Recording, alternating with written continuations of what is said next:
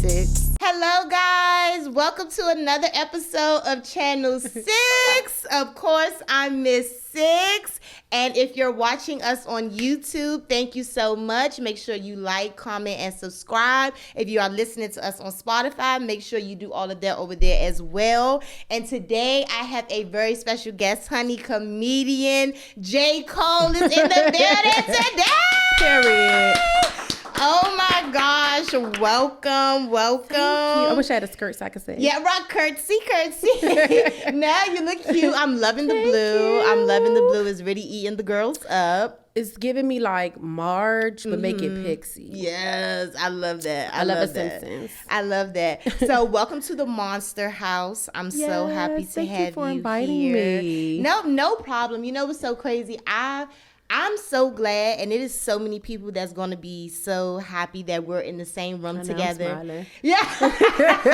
Like It's going to be so many people that's so happy that we're in the same room together because, like, I felt like in high school when you was coming up, we got compared to a lot, like far as personality. I've always been like very bubbly, very outgoing. So it was always kind of like some similarity there. And even though we was talking before the show, I wanted to see if you was going to bring this one thing up, but you didn't.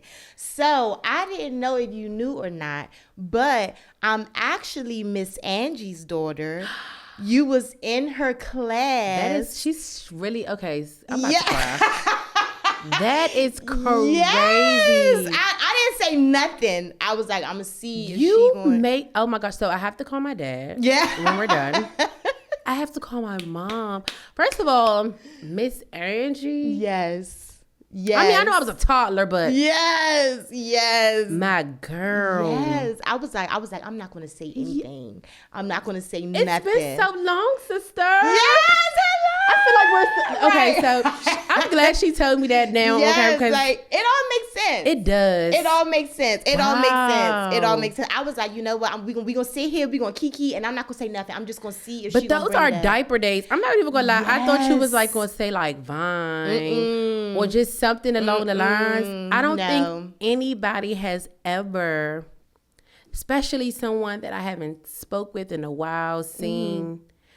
That's diaper days. Yes. That yes. means like, daycare. oh my gosh. Yes, that is my mama. Hey, mommy. She's going to be so excited. Please call her when it's over. Yeah, I will. And the crazy part is she was supposed to come today. I never told her. I would have probably cried. Yeah, I never Honestly. told her. And Alright. I never told her that I was interviewing today. And then for some reason, it was like the universe was really working because she never said she's going to come up here. She was like, you know what, Pumpkin? Today, I'm going to come see your show. And I already had it in my head. I was like, oh my gosh, this is about to be a cute little reunion. That would have been oh yes. I would have been in this jump, rolling around, Yeah. falling, crying, snot running down my nose. Yes, like that's my girl. I'm gonna make sure at the end of the show we call her. Please, I feel like when it comes to like childhood, at least people have told me like I can't remember back past a certain time, and it's like yes, things fade, come in and out, Right. But I don't care. I feel like she made such an imprint on my childhood that I could never forget your mom.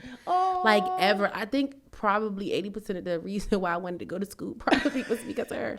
Oh my For sure. gosh, Her and Miss Hip, seriously? I would never forget them too. Oh my gosh. Ever. I love that so much. Like when I say Ever. she is about to be balling down, like, oh my gosh, I can't believe she just said that. Girl, she is going to get her Seriously. life. She is going to get her life. So I really just wanted to throw that out there before we even got started because it's like, She honey. should say that to the end. No, like I had Now to it's put like, that- cut, we gotta call mom. Gotta call mom. No, that's what I'm saying. Like, I just wanted you to know, girl, we is connected. We is connected. Okay, so now that we done got that out the way and you done brought your dad up, speaking of your dad, he does do like the go-go in the community and everything like that. And you all have like such a very close relationship. Like, speak on that. Like, how does it feel to be grateful or lucky enough to be able to grow up with a present father? Well, it's crazy because he actually got me from Amazon. Oh, okay. But still grossing no. I'm a like, and I think I have, of course, over the years grown to share it online. But I'm a daddy's girl, damn. Yes. And it's no shade to my mom because everybody always feel like, well, your mom. I do feel like my mom and my brother are like the more reserved side. Like my mom's actually really, really funny as well, but they don't like to be tagged. They don't like to don't post. My father, complete clown. I literally could wake up and be like, "Hey, so I'm about to go outside and do this. Da, da, da. Can you get dressed?" First of all, he'll come in the room and outfits better than mine. Oh, period. And it's like, especially when he knows he's gonna be recorded. Period. Clown. Honestly, we should have been in the circus. Yeah. I always say that, but I definitely feel like the imprint that the relationship that we have has always like made me realize and advocate that like fathers are important. Yes. Fathers are important, of course, in all rooms, whether it's male or female, but especially for them girls. Yes, I know. Oh my gosh. Like, I feel like my dad's relationship, you know, the relationship that we have has definitely saved me from a lot of trial and error for sure. But I mean, I can't not ask my dad for anything, to do anything. I used to think that was going to be a problem in like my relationships as I grow up, because it's like, standards. you gonna call your father for everything? Yes, I am. Actually, and I'm gonna call him after this because I can't believe you even asked me if I'm gonna call him. Right. So now I'm gonna call him. Yes, and I relate to that on a deeper level because I be like, oh my gosh, like I love my dad so much. We have like that bond that is just like you said, I don't never not like try to exclude my mom from things or stuff like that, but it's just like, You girl, just know what I'm about to call my dad. yeah, though. like that's my dog. That's sure. I used to call my dad on my mom. Yeah. So it's like, girl, somebody knew I was calling them. Exactly. So it's All just the like, time. I do feel that. And I wanted to ask you about that because relationships with your father, like you said, with girls, they really do matter. They do. And I wish that everybody could just like experience a glimpse of that. You know, and that's, you literally took the words of my mouth. I was just getting ready to say, if I could like share him, like if there's a way to like cut him like just a give pizza. and just give him a, I would. me too. As Me much too. as I'm selfish when it comes to my dad, and I do feel like I'm a little biased because I grew up with all boys. I'm the only girl, but I'm the first Okay. granddaughter, first Period. daughter, first niece. Period. I'm the hierarchy. Same. I run this. Same. My program. Okay, and I'm But- the same. My brother recently just had a daughter, so I'm no longer the girl anymore. Oh, you're an auntie. I'm an auntie, and there's a new granddaughter Oh, yes. in town. It's no more all boys. Okay. She definitely came and slipped and took my And did damn what she had to throne do. for sure.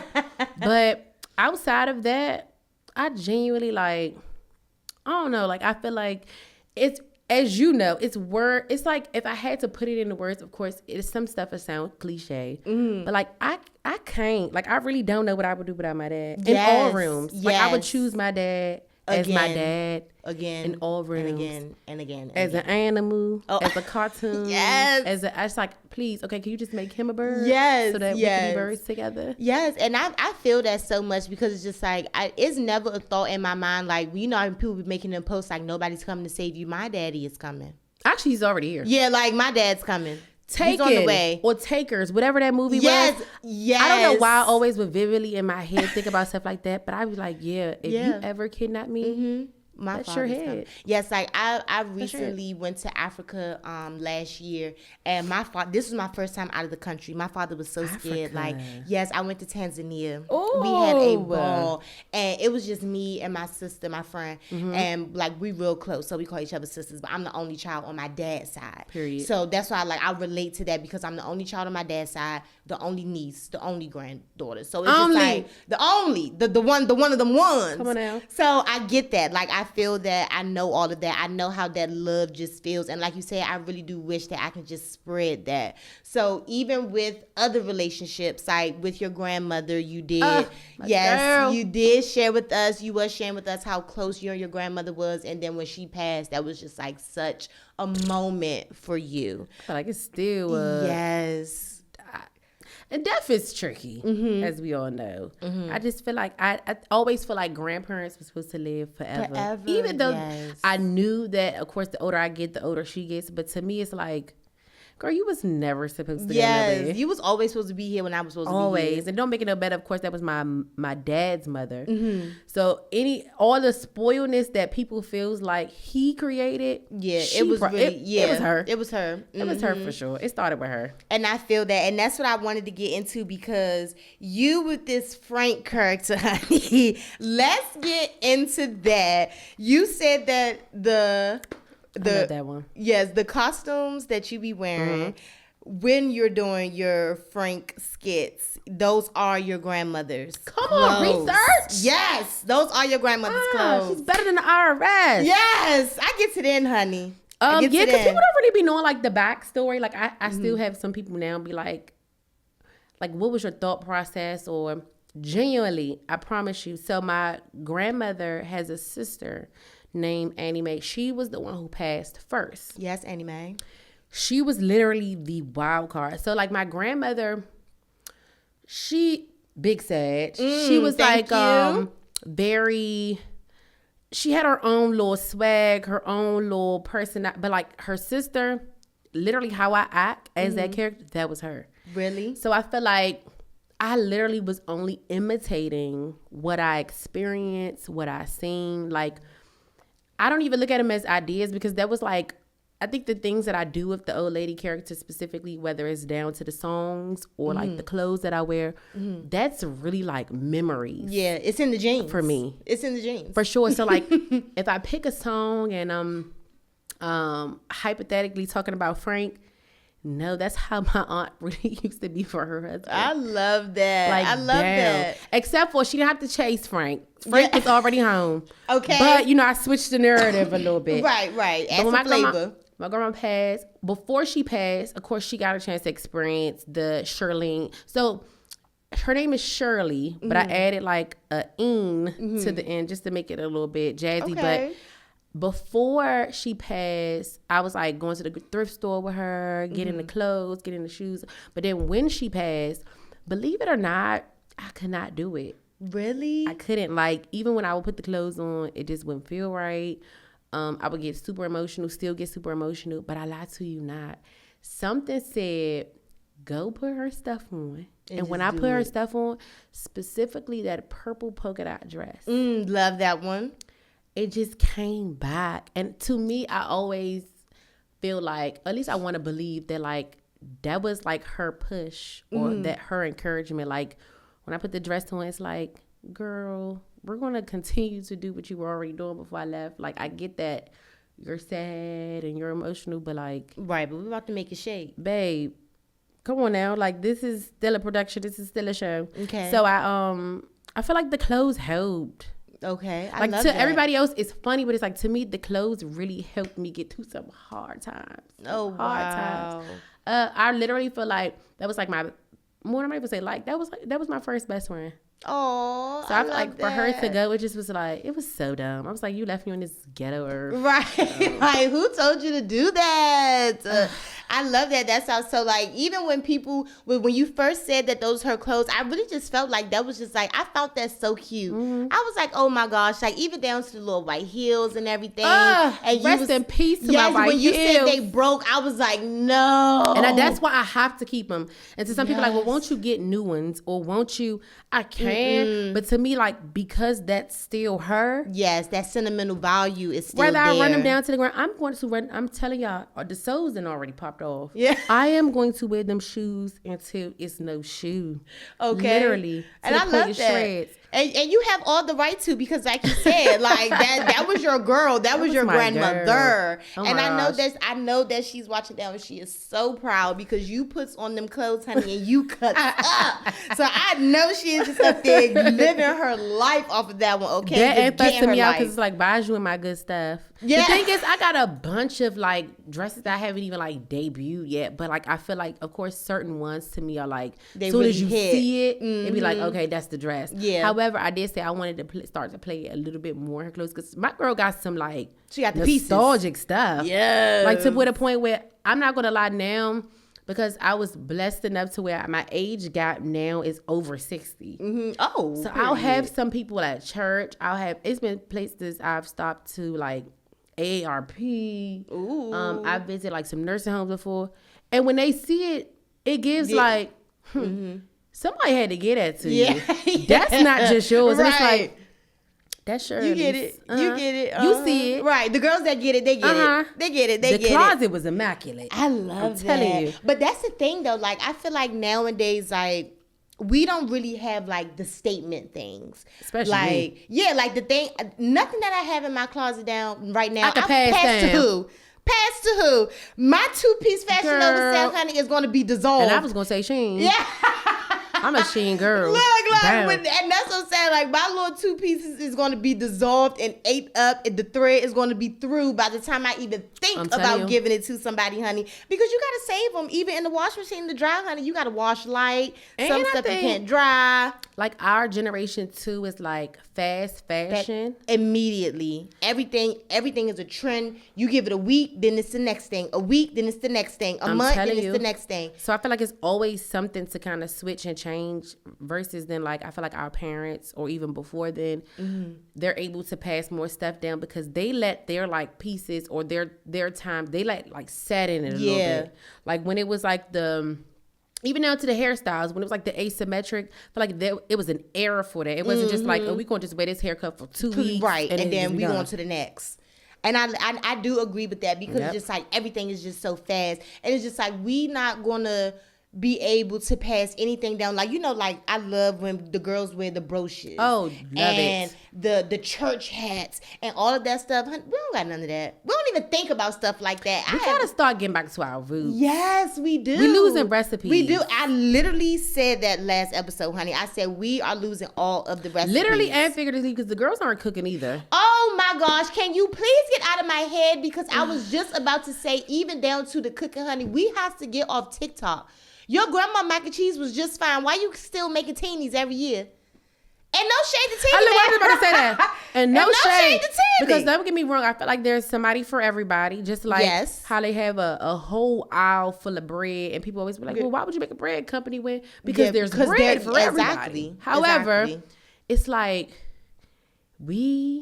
I'm not, and I can speak on it because I'm a black woman. As a black woman, amen, we are losing recipes. And I think we need to tap back into it. Yes, and I definitely agree with that. Because just like even now, like I just be thinking to myself, like it's only a couple of people in my family that knows how to cook exactly how my grandmother knew how to cook. I'm talking about when you taste it, you supposed to be able to be like, listen, all right, who made this? Exactly. Like I'm talking about when I bite into a certain thing, honey, I'm back in the kitchen down in Bury Farms. That's where I'm trying to go when I eat that food. Clock it. I don't know these people's stuff that y'all making, y'all. Come on now. Like, it's not nostalgic to me. I want to close my eyes, honey, and I want to run around my grandmother's yard, and I want to sit in her lap. I want to hear you either stay in or you stay out. Okay. I want to hear the popping of the fatback, honey. Y'all don't even know how to fry that fatback. Ooh, y'all don't know how to fry that fatback. I know y'all don't. Because we don't know. We don't know. Ain't nobody on TikTok frying fatback. But if we being honest, if we get real deeply rooted, grandmas ain't grandma. They not, because they 30. Oh my gosh. Grandma's outside with me, and that's why I don't ever have no babysitter, because she wants to go with me to throw social. And it's like, no, girl, you need to stay home with them grandkids. Listen, you've lived your life. That's what I'm saying, and that plays a big part into it too, honey, because we are not giving the gaps no more. No, it's no more gap. Like I don't have a 30, 20, 40 year gap with my grandmother. And it's like, oh, how old is your mother? And people are, oh, 40.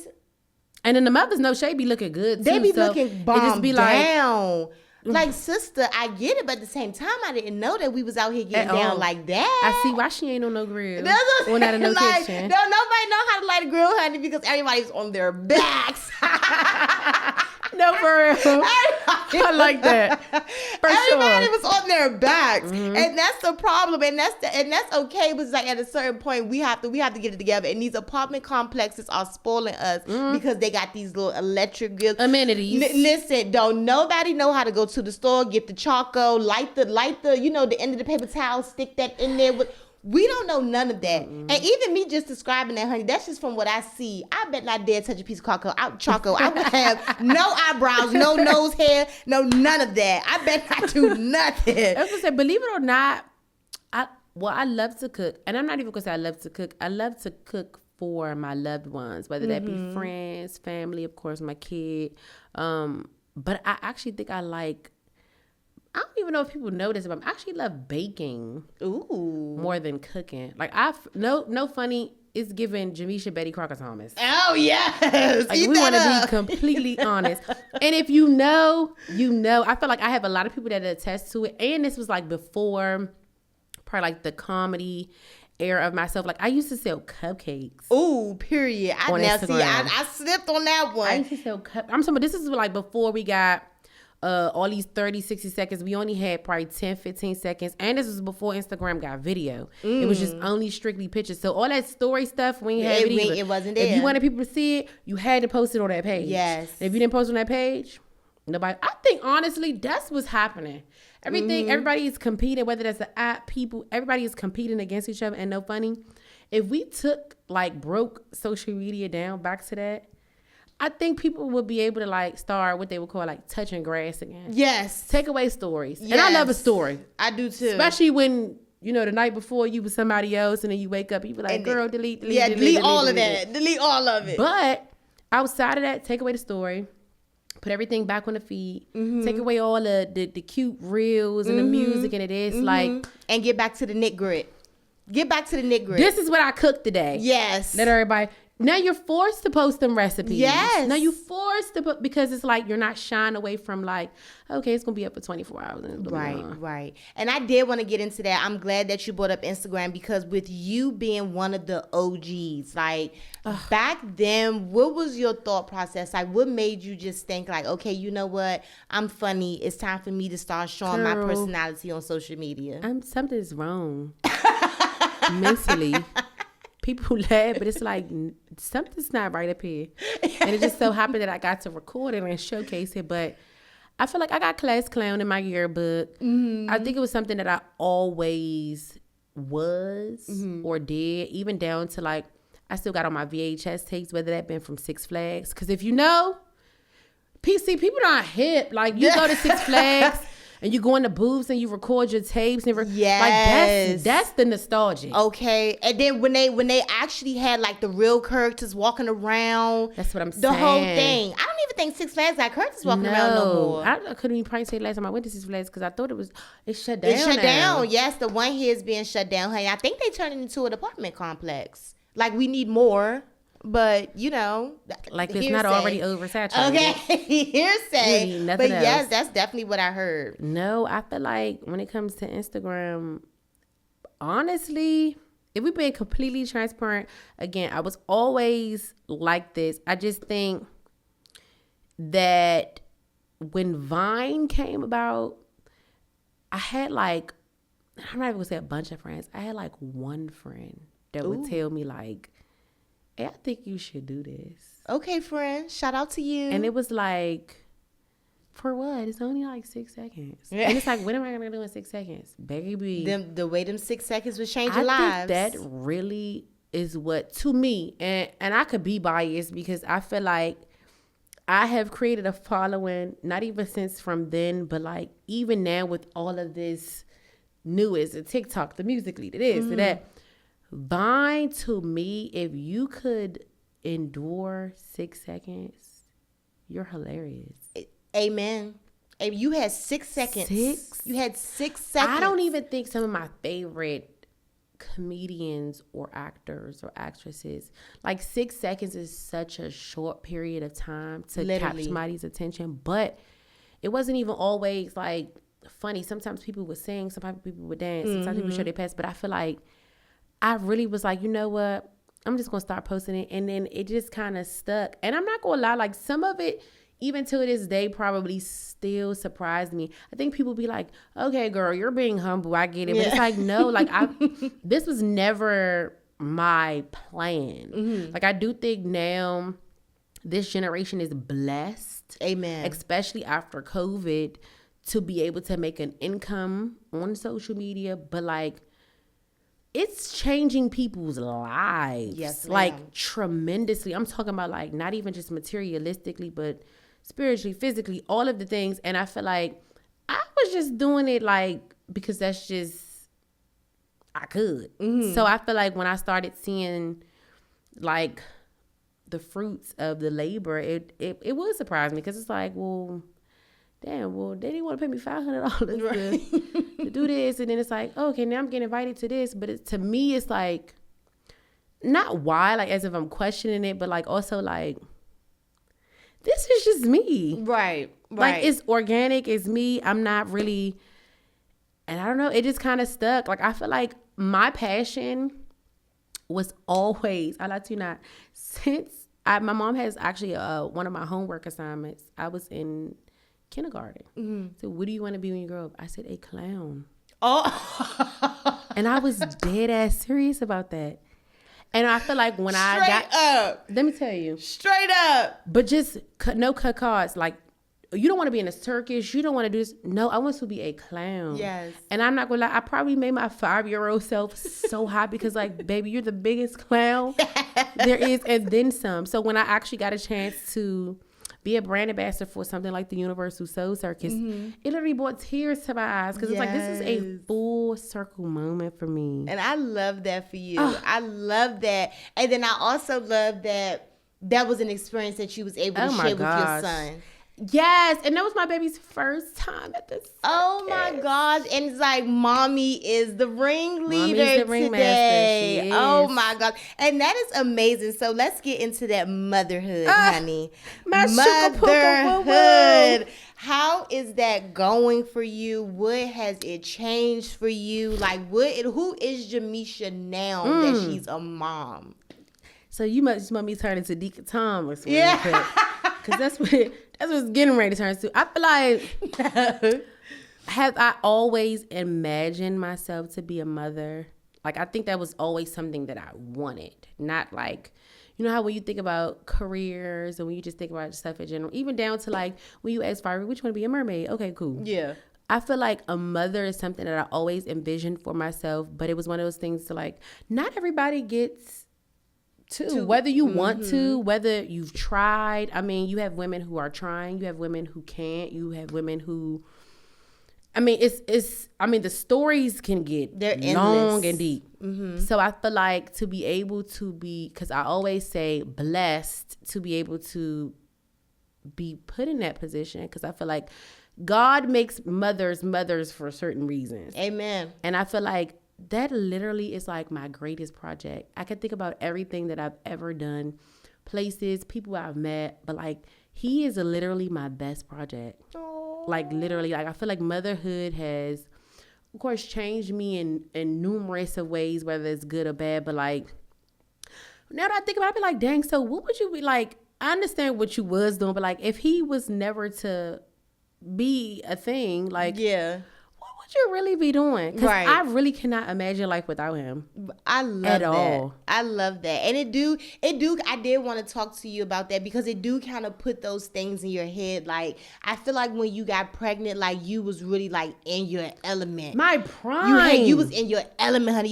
You was your third season in on Wildin' Out. Come on now. You was giving it to the people on Instagram. It was like you couldn't open Instagram without seeing J. Cole. I'm sorry. Oh. You lying. Like, if you say that, you're lying. So I did want to just know that because like I know a lot of people feel like when they have a kid, like the whole world just stops. And it does. And things just slow down. Mm-hmm. And I know like from you being on Wildin' Out, like from being from the city, that was like a big thing. Like even coming from me, like I was so super proud of you. Anybody that make it out of here and just do great things, I'm always so very proud. She's trying to make me cry. Yes. Oh no, I'm not trying to make you cry. So it was just like, I'm like, oh my gosh, like it's somebody from the city on TV, like she was in my mother class, like, oh my gosh, like I know this person, like she's on TV, like that was like a big thing. And it's just like when you got pregnant, I felt like everybody was just like, oh my gosh, like what is she about to do? Mm-hmm. Like, is she gonna keep being on Wildin' Yeah, so I thought the same thing. Yeah, so it's just like I wanted to know like your thought process, like how did you navigate that? Like did you think like, oh my gosh, all of this is over, or did you have a really good support system that was like, you know what, we got you, like we got you through this, don't worry about it? I feel like it was a little bit of both. If we want to go all the way from the head down to the foot, I feel like, oh my gosh, and I have never said this publicly, but I went through postpartum really bad. It was real bad.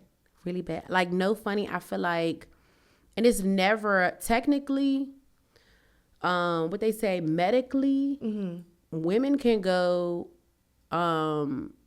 they can really go up to 5 years. Oh, wow. Of going through postpartum.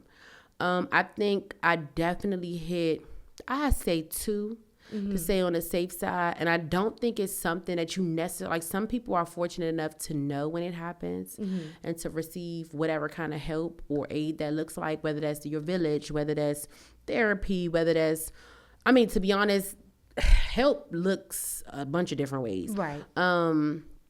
But I actually found out that it was a lot. Oh my gosh. I literally found out that I was pregnant 2 weeks after burying my grandmother. Oh, wow. So trying to navigate and celebrate life while also trying to figure out grief. Right. I struggled. I did. And I only want to say that out loud because I feel like there's so many women who don't. Yeah. And I think I was afraid to say it out loud because, of course, in the most perfect world, you want to be superwoman. You want to be able to juggle. You want to be able to actually present all of the qualities that men, you know, present. And it's like, babe, you're a mom. Like people don't really understand. First of all, I got a C-section. That's cut it through 7 layers of skin. Yes. Not even just that. 1 out of 3 women died during surgery. Childbirth in general. So I feel like to have to process that, to have to process, okay, now life is here. Have to process, I just buried my grandmother for 2 weeks ago. Have to process all of the things. I'm not going to lie. It was hard. But God, won't he? I'm going to tell you every time. There's no way I got through any of that without him having his hands on me. No way. Okay. Absolutely no way. I feel like when I very first found out I was pregnant, I was also on my 5th season of Wild 'N Out. So I hadn't announced it yet. I was thinking about kind of announcing it on the show, but I kind of like wore baggy clothes and stuff to hide it. But it's so crazy because I would get so mad at the time. Like people in the comments be like, girl, you're in LA recording and you're wearing varsity jackets and like you cool. You don't even know what's going on. And then even when the baby allegations came, then it's like I never addressed them because granted I knew I was pregnant, but I feel like, I mean, I didn't know. I mean, sharing it publicly, I didn't know. I feel like everything was, I don't know. And you just kind of like, easier said than done. You just kind of got to just go with it. Yeah. Honestly, I feel like it was really no real thought process.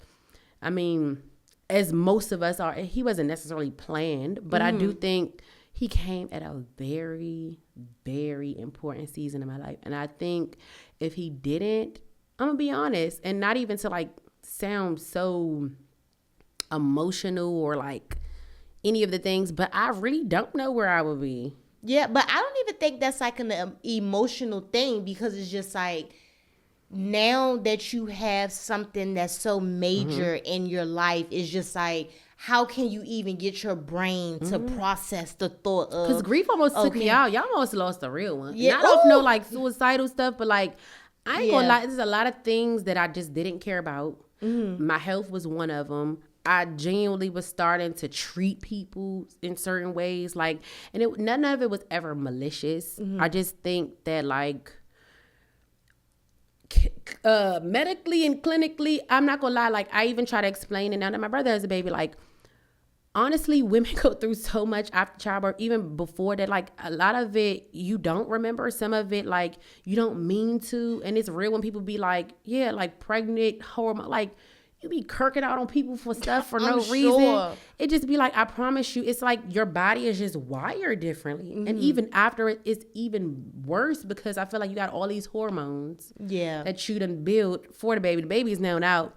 So now you literally feel like batshit crazy. Right. And you trying to figure out like, how can I get back to myself? That. Yes. That. And I feel like I really didn't start feeling myself again, maybe until like that second year. And I think it would always make me feel like a little insecure sometimes when I would see comments like, girl, where you been? Or it's been this long. It's like, I would love to crack jokes, but ain't shit. Nothing is funny right now. Right now. And then I had my baby during COVID. So like, we had to do that process alone. Like it was only me and his dad in the hospital. That was something I never prepared for. When I always thought about childbirth, I always thought about like, I'm going to have, when I tell you it's going to give family reunion. Yeah, the Or room hot flooded. dogs, hamburgers, Yeah. Huggies. I need a cake. I need balloons.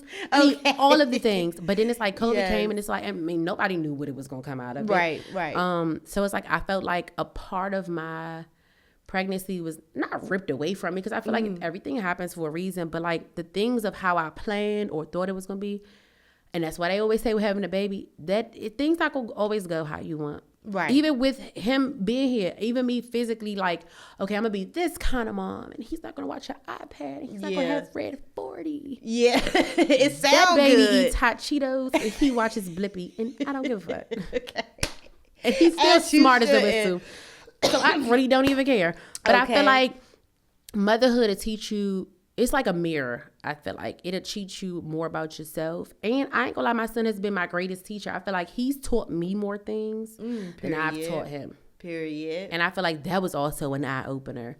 But when you really like, it's really true when you have somebody watching you and like, oh my gosh, he's the biggest little fan. Like he's starting to like see stuff now. And I think like his cousins be showing him stuff. Yeah. But I remember like maybe like a month or two ago, he was like, Mommy, can I call you J-Ho? Oh! J who? How do you even know about that? Like, I'm Hannah Montana. Who is J-Ho? Like it's best of both worlds. But now, I mean, like, he be wanting to go to work. Like, as I told you, he was like, Mommy, I want to go to work with you. I'm starting to bring him to certain stuff, depending on what it is. Certain stuff, of course, is not for him. So I'd be like, no, you have to stay home. Plus, I don't want you to see your mother acting a fool on the stage. But he's starting to get curious. He's starting to, like what I do, even for himself. Like, he be wanting to be on the camera. He be wanting to. So it's like, I'm not going on. Have I birthed a little me? Right. I can't do wait. be seeing him in some of your little skits, like, And he bodies it. Yeah, and he's in character, honey. Like, it's not like one of them moments that you had to like tell him. Force. I can show you TikToks on my phone right now. I literally would show him a video like maybe once or twice. Put the camera up. I'm like, are you trying to take my job? Yeah, like he ready. He's ready. He ready. He knows that, and that's what I'm saying. ready. In them jeans, it might just be in the jeans, honey. Like family full of comedians. Family full of comedians, honey. And look, the Waynes did it. Why not? And I always think not? about that. Why not? I just felt like I was always waiting for the moment he gave me the green light, because I never wanted to be forceful. I never, granted, there's a lot of things that we would want for our kids, but that don't necessarily mean that that's what you want. And yeah, he's still young, but I feel like when he started like picking up the phone on his own, it first started with the, hey, you guys, welcome back to my channel. It's like, I don't even have a YouTube. So it just be like, okay, little stuff I'll start picking up at that. And then like he'll start picking up the mic at some of my shows. And then I started to notice like I'll go through my phone. I got little vlogs, and now he's starting to take pictures. A lot of pictures. People don't even know. A lot of pictures on my page my son took. Oh, I love that. So it's like, Little I don't photographer. know. Book him. I mean, through me, but book him. Right. Little Book him for sure. photographer. I love telling you. that. And I always wondered about that, because I was like, yes, like she was really in it. And it's like now she about to have this baby. Like what is this going to turn into? And I took a think- hiatus. Yeah, and you really did. took a hiatus. You really did. And I'm so glad that you was able to like get through postpartum and muster up that courage and come back to Instagram, honey, because it's just like it's so authentic. Like And unfiltered. Like it's just so authentic, so unfiltered, and I just love that you've been able to share your life with us, but not overshare. Because I feel like you do give us certain parts, but you're not sitting the phone up like, okay, so this is from A, B, and C, and then I'm gonna take y'all here with us, and then it's like a really big pet peeve of mine. Oh my gosh, the people are gonna kill me. This is such an unpopular opinion. Y'all not. Listen, I'm so glad you had that baby and did not make it to Instagram. Oh. And you was on there saying, We might have to cut it now. listen. That, I'm not gonna lie. Okay, we might feel the same on that. Okay, listen, it's no shade to if that's what you want to do, if that's what you want to. But I do think it's a slight mental illness. Yeah, because it be the captions. It's like, happy birthday, mommy. I love you so much. I'm glad you chose me to be your. And while I was getting ready to say, I expect that more so if you just regular post, like, my mommy took me to the pumpkin patch. Okay, cool. Yeah. But like when it comes to like the birthday shout outs or like you're describing yourself or you're describing something that we know that a child didn't say. A child doesn't even know the words to put together. The baby like that. is 9 months. Yes. He didn't say mommy nothing. Yes. Mommy, I wanted my mommy to stay home for work, so she stayed home even though she made sacrifice. Yes, because she's supercalifragilisticexpialidocious. The baby don't even know what. Javon never said that. Yeah, listen. He never said that. Lord Trey don't even know what a phone is. The baby don't even see color yet. And my more so, like my sentiments towards the whole Instagram thing, I always wanted to watch closely what people say. Yes. Even though no funny, I feel like, and I have people try before. Sure, people are gonna always try, but honestly, I'm also grateful enough to be one of the few who I don't really get too many bad comments. Okay, and I love that. Like I feel like people say what they want as they should. Mm-hmm. Outside of whatever the case is, and as you're entitled to your own opinion, but I probably searched my name a couple of times on Twitter. Well, I'm not. I feel like that's human. I always search my name on Twitter. That's human, though. So if you say something, I'm probably gonna see it. But outside of that, like, I mean, I think Vine really is what toughened my skin up. Okay. Because it's just with TikTok, you don't have to follow anybody. Mm-hmm. They don't have to follow you. You pop on people's For You page. It's strangers. It's people. So I feel like that era to me kind of toughened my skin because I mean I used to get racist stuff. I used to get like all of the things to the point where, but a lot of it was bots, a lot of it was randoms. But I feel like on my actual page or like I try not to look at the comments, and it's not because of what I think I'm gonna see. Me personally, I'm getting in the habit of just posting and going. Because I think sometimes I'll trick myself out of not posting something because to me it doesn't look right. And it's like, girl, who gives a damn? Right. Honestly. Right. Like, who honestly cares? And that's not how I started out either. All my stuff has been raw. That's why I've been super strict when it comes to posting, as far as like, I may edit certain stuff here and there, but I don't be wanting to get too like into it because to be honest, I do think people love the rawness of what my videos are. Whether it's just sit the camera, whether it's no takes, it's no breaks. The whole 60 seconds went through without no cuts. Mm-hmm. This is one take. And a lot of people are like, how many times did you, believe it or not, a lot of my videos, one takes. Love that. I already know what I got to say. Love that. One take, we're posting. Other than that, I'm not recording it a bunch of times because I said it how I said it the first time. If you don't like it, so what? And you said what you said. But I do feel like people like, I don't get too many of like comments for real. So I feel like I've always had a village on social media that always poured into me, who always encouraged me. That's why even like when we hear like the city is crabs in a bucket, and I do feel that on a certain level because I've seen it. Mm-hmm. But I'm not gonna lie, my city has been on my back. Amen. Like they've carried me on my back. They come to the shows, they buy, and how I know because I remember when I first became the ambassador for Savage Fenty. Mm-hmm. Love that. No shade to my girlies that was doing it the same time I was, but I was one of their highest money earning ambassadors. And that's not saying of what they paid me, is what I brought in. Eat that. Shout out to my girl Riri. Actual factual, to the point where one of their representatives actually got on Twitter and actually vouched and said it. So I feel like, to me, I love my city. Love that. Love them down. Love that. And that was definitely a question I was getting into because I know like you, like I said, you was really in your prime in videos with Megan Thee Stallion, on Wildin' Out, you doing the things, all of the things. I wanted to know like, have you ever felt like you had to leave the city to really reach your full potential? I'm still here. Amen. Amen. And I always want to be a testament to that. That's not to say I would never go. Mm-hmm. That's not to say, because, you know, I'm a big girl now. I got a kid. You know, I got big girl responsibilities. So I may, you know, randomly decide to up and go, but it will always be for a purpose. Right. I don't feel like you have to move because I feel like they've already done it. Whether it's Houston, Atlanta, LA. Little do you know, people are actually moving back. Yeah. A lot of them. Hello. And not even because... You see me, mama's is home. Let me tell you, and not even because finances, but like you create the narrative of where you are. Mm-hmm. So I'm not gonna go to Atlanta. I'm not going to go to LA. I'm going to stay here. I'm going to capitalize. I'm going to bring people to us. I'm going to make people come here. Amen. If you want to record, I'm going to shine light as much as I can on my, and I feel like a lot of people too be like, oh, I never knew you was from here. And then be my head, I'm like, how? I don't know how. Yeah. Girl, I've gotten Atlanta, South Carolina, North Carolina. First of all, if I talk, I feel like as much as we don't think we got an accent, it's thick. Heavy. It's heavy. Thick. And it don't even have to give the on that we was talking about. Right. When we talk, I don't care where I go. I know if you're from DC specifically, and you can say DMV area, but I know if you're from the city or not. Yes. I might know if you're from the city just about how you carry yourself. Amen. We stand out. We definitely do.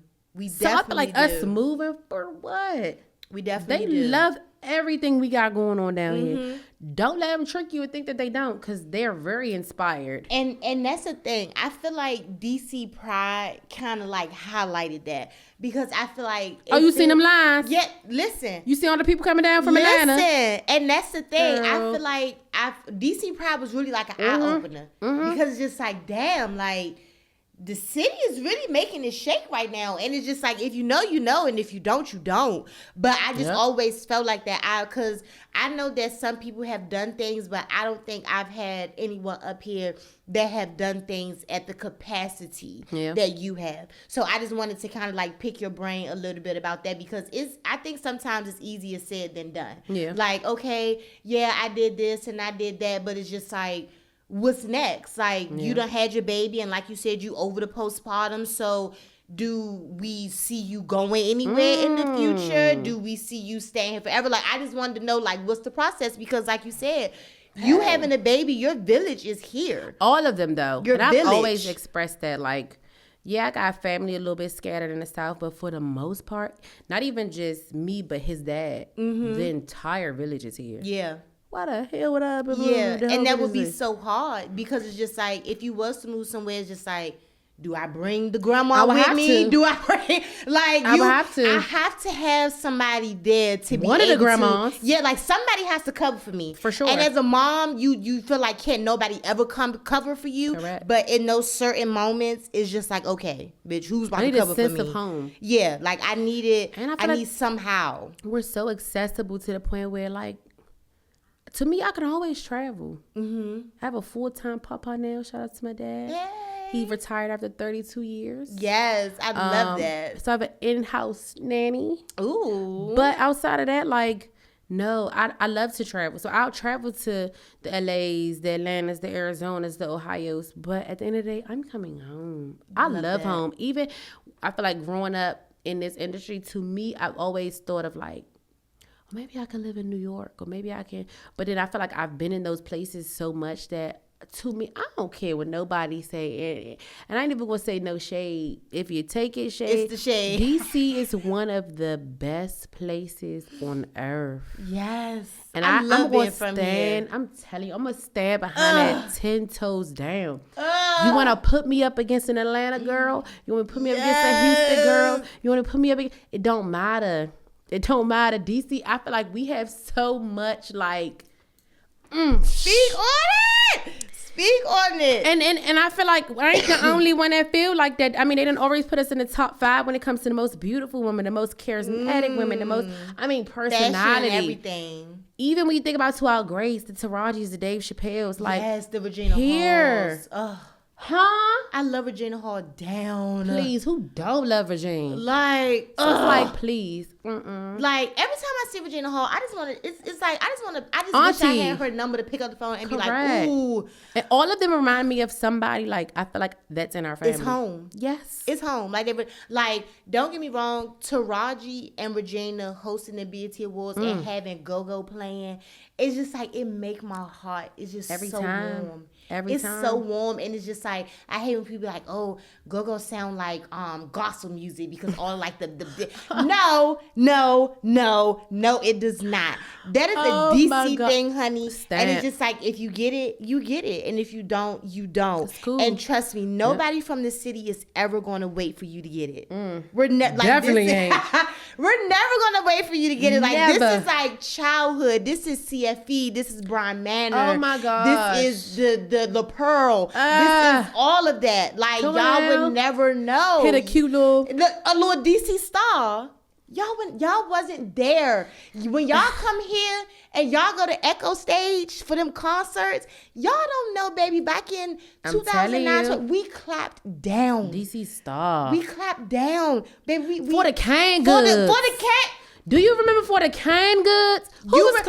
Who was okay? Listen, a lot of women clap for a lot of causes. Listen, and I ain't taking off the table. But for the canned goods, for the community, for the people, for the culture, who's clapping for the cause? For a cause. Listen, all that twerk team stuff. Listen, was inspired by us. Yes, the 20 for 20 bands for $20. Let's Baby, talk about it. Listen, you had to be there. You had to be there, and that's why I don't think people just understand like how proud I am to be. I would never want to be from anywhere else. They're like, they can't even get out. Excuse me, we DC? Yes! Southeast to be specific. Southeast Washington DC, Willard Road to be exact. I love that. I love that, and it's just like, I'm a DC girl. Like, you can't take it out of me. And I wouldn't even want you to. Listen. That's all a part of my persona. Please don't try to change me. Please. The way I'm oh. And look, you know how they got the challenge now where it's like, say it sarcastically. Yeah. It's like the ohs. Yeah. Oh my gosh. It's just like Mo. Like, people be like, what does Mo mean? I feel like Mo is you, Mo is me, Mo is the people. Mo is something. It's such a like universal word. But the crazy part is though, I feel like our language is just so embedded in us that we can't explain it. Like, and you can't help it. You can't, like, imagine you trying to explain to somebody that they're a champ. Oh, girl, I have. It's like, oh my gosh, what is that? Yeah, like, some people be excited. It's like, oh my gosh, what is that? It is nothing to be excited about. You're champ is shit. Champ. You're champ. And it's like, you have to be from here. And I was just gonna say, and I don't care how old the word is.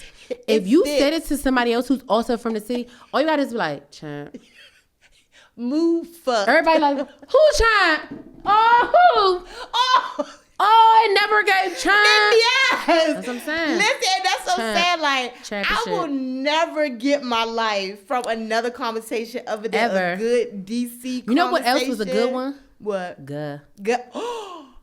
I just told him that, and when I say it slipped out, when I say I went way that's how you back. Now let me tell you, that separates Southeast, Northeast, Northwest, Northeast. Yes. We used to say guh. Oh yeah. She from the South side. From the South, yeah. Like, do you know, so I went to Hart Middle School. Do you know that my principal, we used to say you getting me Gus so much. This man literally got on the stage. I would never forget Principal Kearney. He was like, at the end of our ceremony, he was like, okay, so I'm gonna get y'all out of here. I know I had y'all for a long time. I'm probably getting everybody Gus. Oh my gosh. Like, everybody probably fell out. Listen, he ate that one thing up. I like that. Because in middle school, honey, it don't matter what you said to us. It was just like, are you getting me good?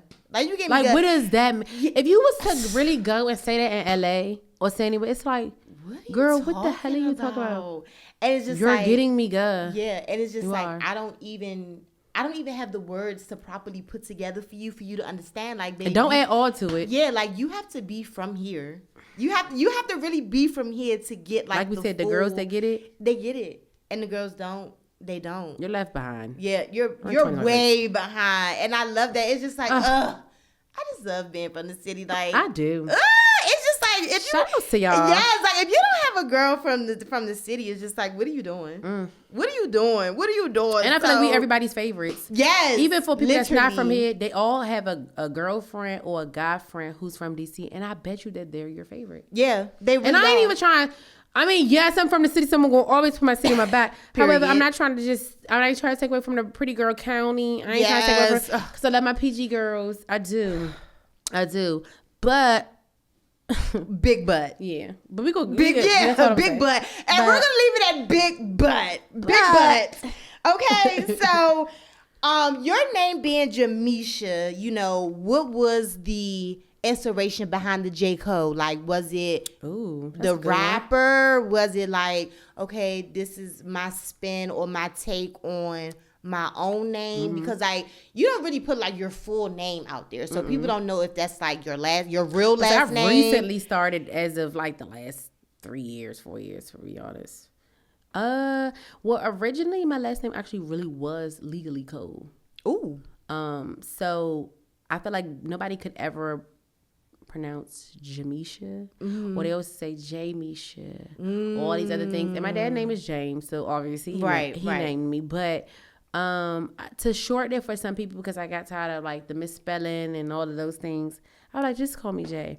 But believe it or not, I actually was calling myself J. Cole before J. Cole. Wow. Then let's talk about that. I feel like when I started maybe like really becoming a household name, yes, they used to confuse the two all the time. It's like, wait, J. Cole, the rapper? Or but even to me, I took that as a compliment, because like when you hear Megan, when you hear who else? Maxwell. When you hear any of the, you're not saying like Maxwell who? The singer? No, there's only one goddamn Maxwell. Right. But I feel like for me to be heavily like in the conversation of like, well, which one? Oh, which one?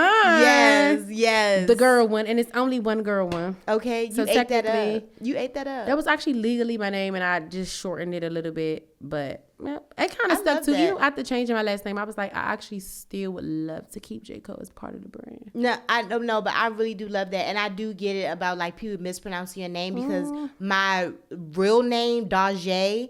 Yes, with it being spelled Daja, all of my life. Deja. Yeah, listen, Deja.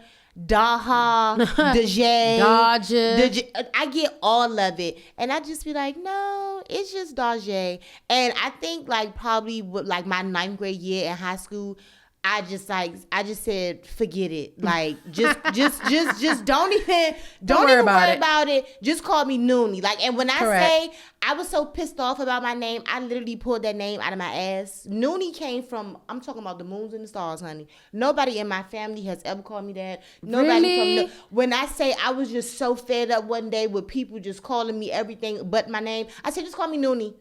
I don't even know where it came from. That's short and sweet. And listen, it stuck.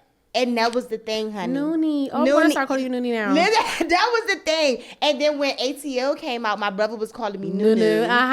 Oh, my gosh. And I felt like that just resonated with me so much. Like, you know how like when somebody call you something and you just be like, that don't fit. Where you get that from? But it was just like, it was really me. Like, her, like, the life, everything was just like down to the T with me. Like, my mother living in Southeast. And during the week, I'm hood. But on the weekend, honey, I'm going out Upper Marlboro, Maryland. Correct. And I'm like real proper. And I have my hair bows in. And I have on my clean little dress. Yeah. And not saying that I was dirty when I was at my mother's house. But it was definitely code switching. Yes. It was definitely code switching, honey. I wasn't at my father's house. I wasn't outside playing in the dirt. And we wasn't riding around on broken scooters and had baby dolls with their heads cut off. That was the Southeast thing. that was the Southeast vibe. Oh, we lived a life. Listen, that was the Southeast vibe, honey. But when I went to Maryland, I'm talking about everybody outside. We're riding out ATVs. All of the scooters have wheels on them working properly. I'm talking about like everybody's outside. I love that for us though. A lot of people don't get balance. I feel like a lot of people grow up one way. Listen. And fortunate enough, we got to grow up both ways. But again, that's the losing recipes. Even though if you lived in Upper Marlboro, you lived in Maryland, you always had your grandmother that lived in Southeast or lived here or lived uptown or whatever the case is. No, but you know what we also losing? Why we not going to South Carolina and North Carolina in the summertime no more? Why we not wearing panties on our head as bonnets and buying Bow Wow stick bonnets? Shout out to Bow Wow because I really do have a bonnet that I like of yours. However, I used to wear drawers on my head. Forget a bonnet. Forget a scarf. When I used to go to my grandma's house, it was no change of clothes. Now I get the new grandmas got their own drawer because my son got his own drawer at my mom's house. But it never gave that. It's because you put that big family reunion t-shirt on. Yes, like that was the You're vibe. going to wear the same thing you wore 2 days ago. We're going to wash it. But you've been over here a week. That was the vibe. Those were memories. Listen, when I say my favorite holiday was forever Christmas. You cannot tell me that when Christmas came, my whole family was going down South Carolina. We all packed up in my great grandmother's house. I'm talking about the whole family. Like, even if you didn't have it, well, you gonna have it this week. Listen, and we'll figure out when we get back because you're going. We're all going. It was never a choice. Listen, I'm talking about. It don't matter how many rooms is in this house, honey. We gonna have a couple of y'all asses on the bed. A couple of y'all asses gonna be on the floor. We about to make these pallets. Actually, we wanted to sleep on the floor. We wanted to. That's what I'm saying. Amen. That's what I'm saying. Everybody acting bougie now. Like, nobody want to sleep on the floor. Oh my gosh! Like, we are losing it, honey. It's time to home back in. Yes, we need to bring all the cousins together. Correct. Everybody need to fall asleep. Sleep on that floor. Sleep on the floor. We're not standing at the Hilton. Yes. We're not standing at luxury Airbnb. Y'all don't know nothing about that. Y'all don't know nothing about waking up and that hip hurting. That hip hurting because you done got off of your pallet a little bit too much. Y'all don't know or putting your nothing hands in your shirt because you ain't got no blanket. Y'all don't know nothing about that. And that's what I'm saying. I always say on this show, honey, we got to get back to community. I'm telling you. We have lost community, honey. And that's what I think it is. I think people don't have community. And it's not even that they can't. I do think people shy away from it. I do think people want to build their own lives. And all of these things are great. However, I do feel like village, to me, is the most important because whether you got it or you don't, no matter what, you're going to always have to depend on that village. Yes. You ain't got to have kids to have no village. Yes. You're supposed to actually have a village regardless. Listen, I don't have no kids. And when I say, if I didn't have the people that I have around me now, it's just like, what would I be doing? I do feel for the girls. I do. Especially the ones that don't. I always do because it'd be like, damn. Listen. This was never supposed to be a one-person job anyway. But even when it was supposed to, because I ain't gonna lie, we have some family members or our parents that have grown up maybe not without a father or not without a mother, but I feel like it was always village, whether you had your other parent or not. And even if your parent was incarcerated or anything, that village, and it was people that wasn't even blood that was taking care of you. I'm talking about Miss Percy down the street. Yes, the doors is always open, honey. I'm talking about the doors are not open no more. They're not. They're closed. Child. I'm talking about go to somebody's house. They offering, baby, you want a juice? You want something? Have you had something to eat? Hello. To your mom again in the morning. Hello. That's what I'm saying. And you know how I know that has significantly changed. That video that just went viral where the little boy smelt the barbecue at the lady's house. And then they come around. They gave him pizza. Baby, he didn't want the pizza. He wanted that good grill food. And I felt him though. He was like, y'all got plate. Okay. People was like, well, maybe he was very polite. I was like, well, maybe he does have a family. Maybe he does. Yeah. I mean, granted, look at the neighborhood. I don't think he does. I don't think he was needing at all. However, I mean, I think it is about community. Yes. Whether it doesn't have to be something financially, mentally, something going on with me. But it was a point in time where you could go down the street. You could. Hey, can I get a hot dog? Can I get a sandwich? Can I get a chip? And it wasn't even a second thought. And they knew your food allergies more than your mother did. Don't get that baby no peanut butter. He's allergic. Yes. And you make sure you pass it down the row houses because he cannot have that. Listen, but the thing is though, back then we knew our allergies. We knew our allergies. A lot of these little kids now, they don't know their allergies. They don't know nothing. They don't know their name. They don't. Hello, favorite color 5? Doritos. Yeah. Let's talk about it. And it's like, I really feel like the whole No Child Left Behind is the reason that the children are being left behind. It is. That's the reason that the children are being left behind. Actually, that was when it started, they being left behind, when it was No Child Left Behind. Yes, because when that started, when I truly believe that No Child Left Behind started when I was probably I was going to Martin Luther King Elementary School, honey. I remember like it was yesterday. I remember like it was yesterday, honey. Southside baby through and through. My mother did not play. When I left up out of Matthews, she sent me right up the street to Martin Luther King. Really? Yes, she didn't play. I went to MLK and I vividly remember being in my 3rd grade class, and we was talking about the No Child Left Behind thing, and it was just like, oh yeah, because we're going to give these students this extra work because it doesn't matter what the grade is now because this law is in place. They're going to get promoted to the next grade. Honey, even though I was young, I had enough information up top to retain. I was like, that don't sound right. Yep. That don't sound right. Even as a kid, I knew that didn't sound right. I don't think they keeping kids back like that no more. Listen, because no child is left behind, honey. And that's on George Bush. It's like, but actually, you probably should be. Yeah, you should. Maybe you'll speed up. Yeah. And that's you the drinking thing. that fine. That's the thing. The average reading level in America at the moment is 8th grade. It's 8th grade. Oh, it stops at 8th grade level. Yeah, like the average person in America reading literacy. Oh, at an 8th grade level. That the average is 8th grade, and it's like really, really bad. Adults. That's the average. I'm talking about 8th grade, and you know what? I believe it because those be the niggas that be texting your phone with them. Them be the niggas that be texting your phone. Let me tell you saying, something. Can you cook for me? But the cook is being spelled C-U-K. I've actually said this before. We get so upset that men, like, you know, it's a stigma of like, you'll send a paragraph and a man will only respond to a certain, babe. That's the only part he understood. That's the only part he understood. Like, I ain't trying to make excuses, but that's the baby reads at a 4th grade level. You sent a whole BCR. Yes. He meant that when he said he's not reading all of that because he cannot. He can't. He cannot read all of that. I'm talking about you say here you did the paragraph, the rough draft, the final draft. You did the whole thing. And he sent you one sentence back because that one specific part. That's all he understood.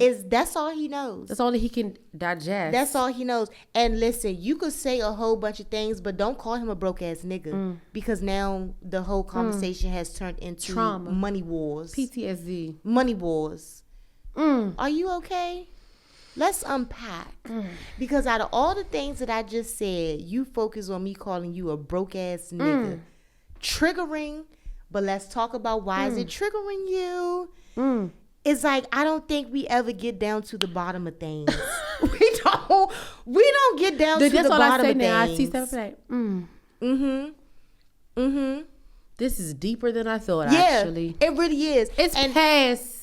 I mean, girls were already biologically faster than men. Yes. No shade, but all shade. And then we call ourselves dating older. Yeah.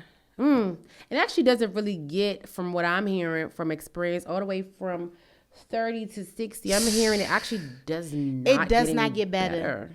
It does not get any better. 50, I've heard, and at a fair range, depending on the man, depending on the background, depending on the mommy issues, depending on all of the things. Actually, 40 is when you probably start getting a little intellectual. Listen. 40? And I think that's so terrible because we at 40 we are so far. Why I gotta wait that long? Into our bag, into what we want, how we want it, when we want it. You just get to that 12th grade level at 40. Yeah. Okay. And I never understood it. I never understood the signs, and I always felt like. You know how they say Eve was the one that ate the apple? They say Eve was the one that ate the apple. No, it might have been Adam. And he might have convinced her ass. He might have convinced her ass to say, I ate it. Because niggas have been trying since before time. Correct. Since before time. Correct. So it's just like, and I'm not gonna lie, Eve. I kind of get it. That's the only thing you seen. That's the only example that you had. So it's like a man is supposed to lead. So why not follow? But you done follow me down Schitt's Creek. And now we have sin for everlasting life. Yes. And I don't think this was written for my story. At all. I don't think this is supposed to be a part of my Shout out story. to Eve and Adam, though. Yes. Shout out to y'all because I don't think that was supposed to be part of my story. So I did want to get into your connection with Stefon Diggs. You did do the Asics commercial. He had a pair of Asics that came out. You played the good ghetto mother. I love that. Actually, I played his mom. Yeah. I was technically period. His mom. Okay, so it was like younger version of Stefon. Of him and his brother. Love that. And then you also just did the Mother's Day event. He was there. Cardi B was there. Mama Diggs was there. Shout out to Lululemon. Yeah, shout out to Lululemon. Shout out to Mama Diggs. Shout out to everybody that was there at the event. What is you all's connection? Like, was it high school? Because he is a DMV native. Correct. Yes, he is a DMV native. So how did we get that link up there? No, we actually didn't. We never went to school or anything. We have mutual friends, but I want to say it might have just been. And see, this actually would have been a good question for me to ask him because I never asked him. Granted, of course, when I met him, it felt like family. But I feel like I think he kind of seen what my online persona was. And of course, he got people in this camp that follow me. But they was like, we're doing a Asics collab commercial. But we wanted to give very hometown nostalgic vibes. Love that. And that's one thing that I really loved and really wanted to be a part of because it was shot up to... I don't think that was Largo. That was it Bowie? It was around that area. It was Maryland shot area. here. The kids that were in it are actually from here, actually a part of a football team or a camp that he attended. Ooh, I love that. I was honored enough to play his mom. The little boy in the commercial was supposed to be him. The one he's passing the ball to was supposed to be his brother. Ooh. And it's so funny because I met Mama Diggs at the Cardi B well, not even the Cardi B. Right, I met Mama Diggs at the Mother's Day event. And she was like, wait, it's always my voice though. Because I had recently dyed my hair blonde. And when we was in the elevator talking, she was like, you sound familiar. Like, you sound... And then we started talking some more. And then, like, her friend was like, wait, were you the one in the Asics commercial? And I was like, yeah. She was like, of course it makes sense. But, honestly, shout outs to our mutuals and our connections. Okay. That was really an opportunity of like, I love that when they decided to do it here, that they actually got people from here to really be a part of it and really play it. So I feel like for them to really ask me, they don't even know how much that meant to me more than it probably meant to him. But that was my first like little Asics collab, and then they asked me to come out to host the Mother's Day event, which I got a chance to meet. Mind you, I've been following Cardi. We're both Libras. Hey. Love Cardi down, but I got a chance to physically actually meet her. Me and her manager and her hairstylist, all of the things like are really, really cool. So I was able to actually meet her for the first time. She's everything. Honestly, I probably thought. Right. Very, very, very like-minded for sure. But shoot, at this point, I like to say I'm a part of the Diggs family. The family, yes. My girl is in it. I done already told them, y'all host something, y'all do something down here. It's no reason y'all need to ask anybody. Yes. I'm Come available. Straight to the source. I'm here, and of course, he has kids similar age, and like there were other little boys there for my child to be able to connect with. So honestly, the opportunity was actually really, really, really fun. I love that. Outside of work. I love that. Super, super fun. I love everything about the Diggs Foundation. And of course, despite people's personal business, it's like, I genuinely feel like those are some great people. Amen. Amen. And I'm glad that you said that, because I feel like sometimes we get so sucked up into social media. Like I said last all the time, episode, people do. Yeah, like last episode, I was really saying like we really feel like we know these people, and it's like these are humans. Yeah, and it's just like we really don't. And I think me having more so insight of that moving to Atlanta, because it's been a couple of things that done hit the blogs, and I was like, wait, I was there, and this did not happen the way they said it happened, or this person wasn't there, and they said, like, I've seen it like firsthand. Them blogs really be spewing y'all some bullshit. That's how they get money. They spew y'all some bullshit, and it's just like y'all don't know. So it's just like y'all be thinking that these are like credible sources, and they're not. Like, it's literally clickbait. They're gonna say anything that's gonna grab your attention, and it's like, boom, we got them. Because they getting paid off that. Like, I don't think a lot of people know, like, when you're trying to get into content, they literally tell you have 3 seconds to catch the audience engagement. Oh, 3 seconds. 3 seconds. That's all you get. Like, I go through the analytics because I do social media for other like restaurants and stuff like that. So I go through the analytics. Everything that I look at, it literally tells you get the attention span. The attention span on social media is short. 3 seconds. If somebody go on your video and you're not catching their attention within that first 3 seconds, you're done. You're cooked. You're cooked.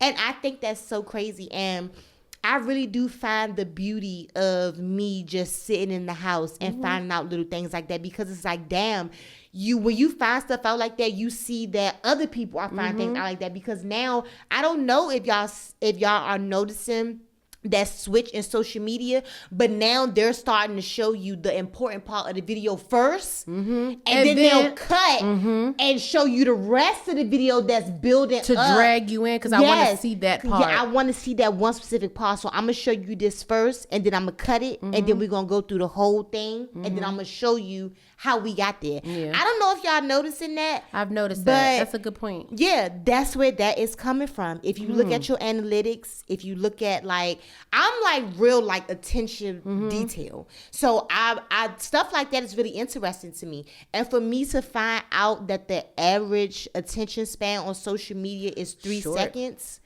And I'm come from the OG community, so no, to be honest, not that I don't get into the algorithm and analytics, I'm learning. But I think as people expect me to know more than what, Right.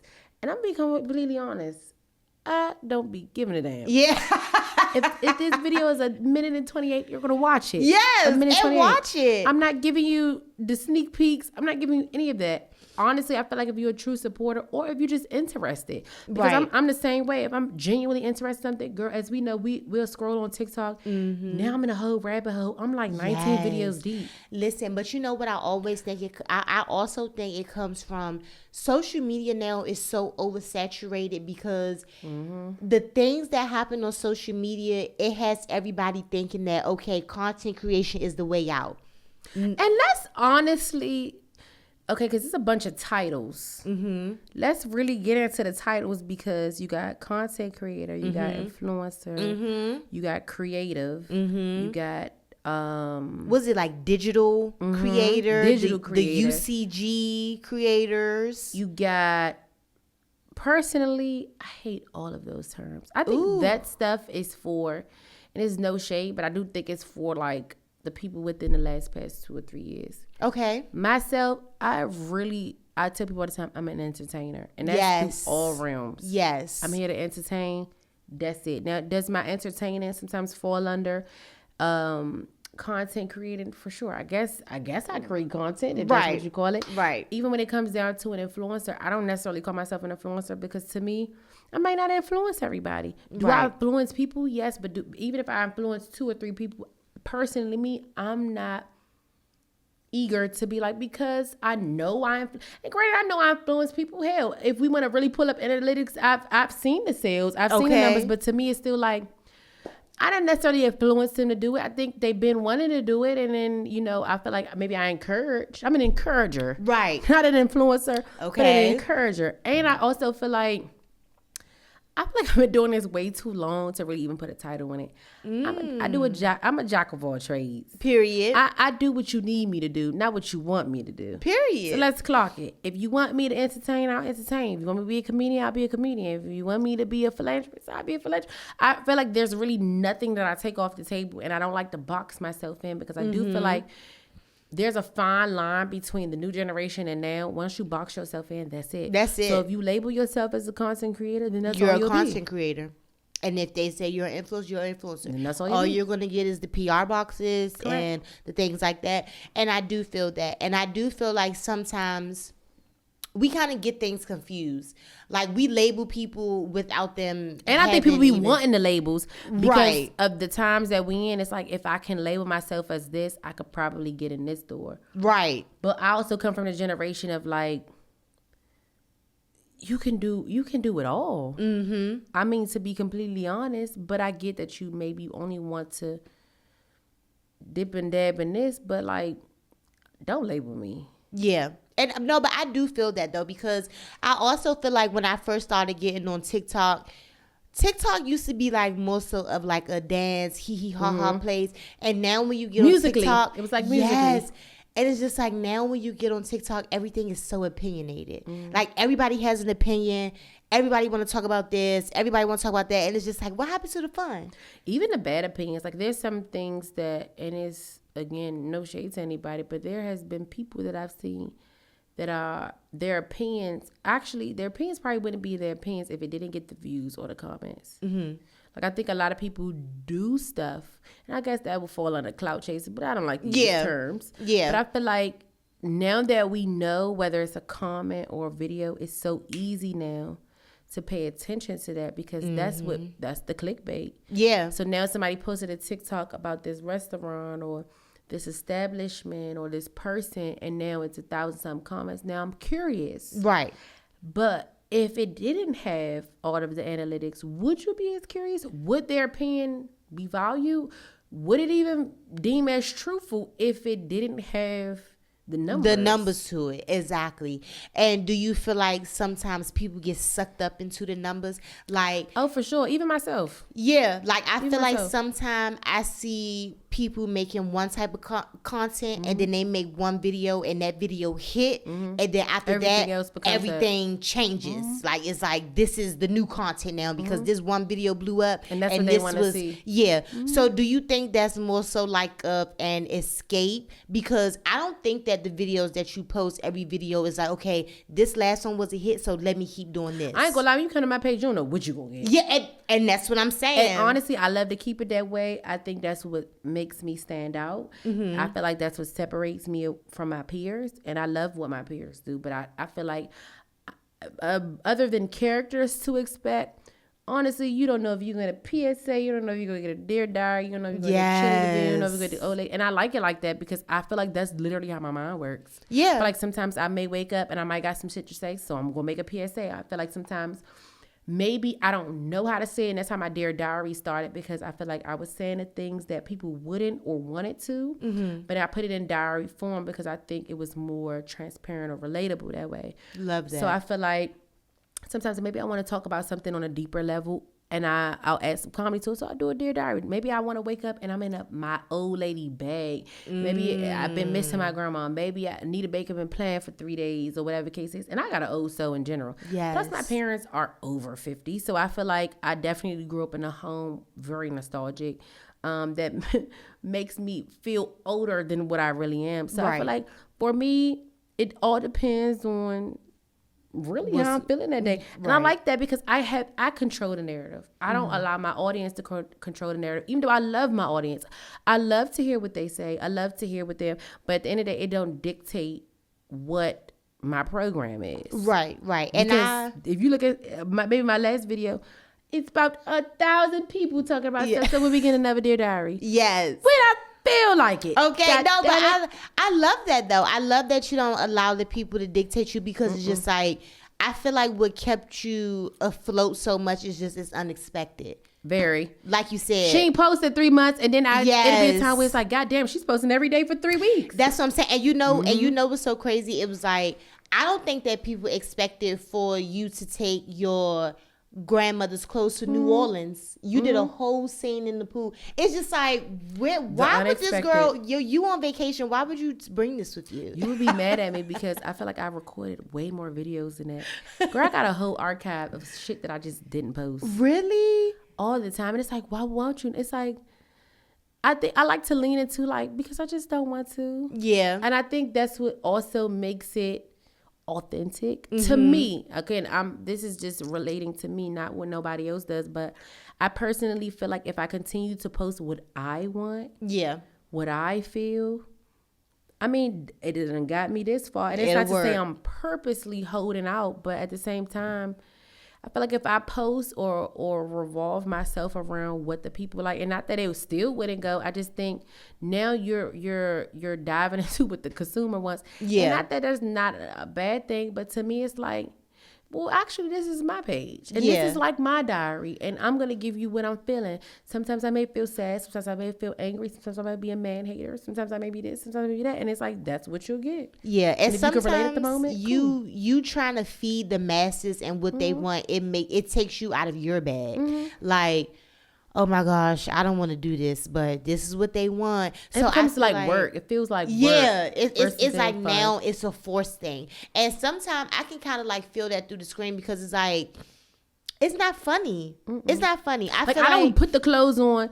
And I say this in the most humble way. I really don't put the clothes on to make the people laugh. Yeah. I really used to do that to make myself laugh. Yeah. Like maybe I'm feeling sad today.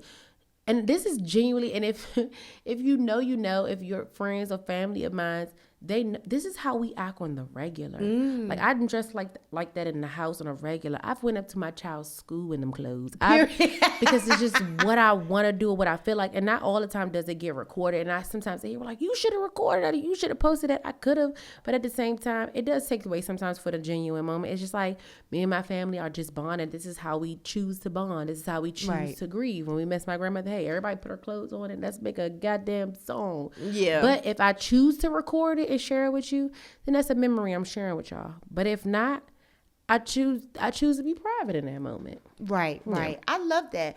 And I love the whole like how all of your content, you have basically been saying like it's family oriented. It's off the back of your grandmother. And I love that for you because it's like now I can more so see it as like you're doing it for a purpose. You're not just on Instagram acting a clown because that's what you want to do. Is like, hey, like it's really some purpose behind it. It's literally therapy. Yeah. And it might not even like, be for me. Yeah. Sometimes I've had people that be like, hey, I lost my job, or hey, my mom died, or hey, I've been dealing with postpartum. I ain't gonna lie, I love when I get the postpartum DMs. Love that. I feel like that's a side that I haven't touched on yet. I've been vulnerable, and not that I haven't been ready to share that side, but it's also a very peaceful and private side. Even before I started posting my son, it's one of those things. It's like that's a sensitive side for me. So I feel like when I get those DMs, it really makes me feel good because it's like, wow. Not only, even if it's one person, not only did you do that for yourself, but like you made 3 people get out their bed today. Yeah, yes. And that's a lot of people don't understand that those 3 people, you are literally impacting all it takes is 3 lives. It takes is 1. Listen, you are literally impacting lives. I don't think a lot of people know the gravity of that. And I didn't. Listen. It felt heavy at first because it's like, wow, people's happiness are kind of in my hands. So I will feel selfish to not post. I will feel selfish to not share. But then, like, it's also like, well, at the same time, you only can do with what you can or allow yourself to be in the space where you're allowed. Like sometimes it might not always, but I've had like people drop off DoorDash and Instacart. Oh my gosh, I remember this. My favorite one is this girl. She dropped off DoorDash and she literally started crying. And I really didn't even know what to do. And of course I expected like maybe she knew who I was, but maybe she just was excited. She was like, no, I haven't showered. I haven't brushed my teeth. I have been in the bed for 3 weeks. My mom passed. Oh no. And I'm not gonna lie to you, and I don't want to put this any pressure on you, but you have, I don't know what made you start posting, but you wasn't posting for a minute. It's like soon as my mom died, you was posting probably like once a week. And I lied to you not. You're probably the reason I didn't slit my wrist. I kind of wish she didn't tell me that because it put so much pressure on me, but at the same time, it was like, those I feel like those moments like that are God given because reminders. God wants you to know that the purpose that I've given you for the earth, you're fulfilling that. And I feel like little moments like that is just like it's rewarding. You're making me so proud. And me as in God. Like, yes. Like, I've put you here. The gift that I have given you, you're using it. You're using it for good. True vessel. Like, I don't want to take any credit for anything. I promise you, it's all him. Whether it's been financially, spiritually, even me talking to somebody, it's him. I don't want to honestly take any credit for that. I'm just grateful. I'm really grateful because I feel like I've had like my moments and I've had people that probably don't know that they are healing to me and I haven't got a chance to meet them to tell them that. But, you know, we heal through music, we heal through comedy. And especially for me, like I'm like trauma comedy. Like when I go through something, I like to make comedy out of it because it makes me feel better. Right. I kind of got a dark humor side a little bit, but I feel like I grew up in the era of we make fun of our trauma. Right. We bring light to cope. It. And it's to show other people that you're not the only one. It's not even me making fun of you. It's me laughing with you because me too.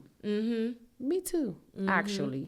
And I feel like that's like a big thing, especially like within our community, the Black community. Especially. It's like our trauma is so deep. It's like we have no other choice but to make it like a joke thing. Because if we don't make it a joke thing, honey, we're going to take be over like, you.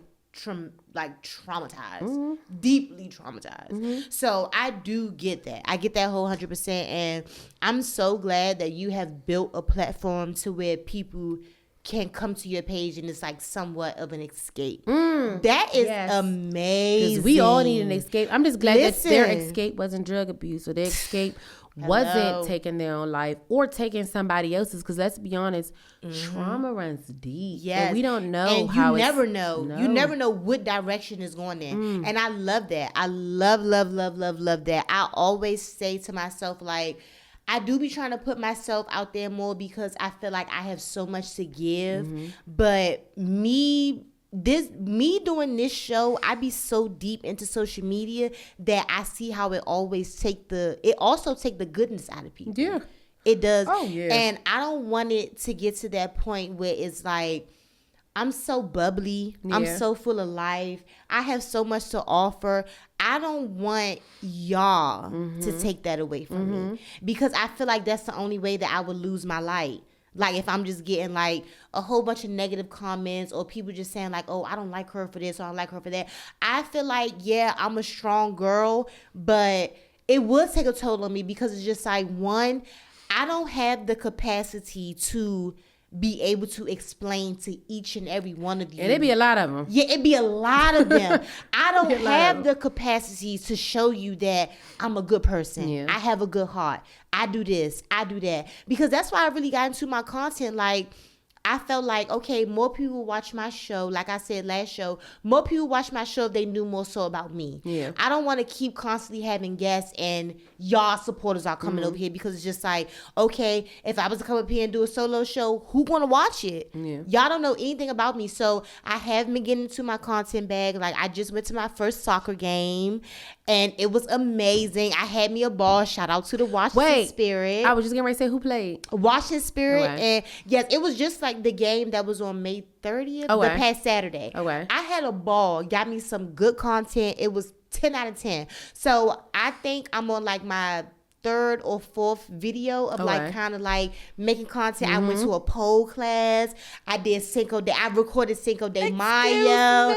Yes, like I'm just more so trying to open up because I'm past the part of I don't want to be misunderstood. Yeah, basically, like and that's easy. I know who I am, but it only take for you to post something on social media for you to just be completely misconstrued.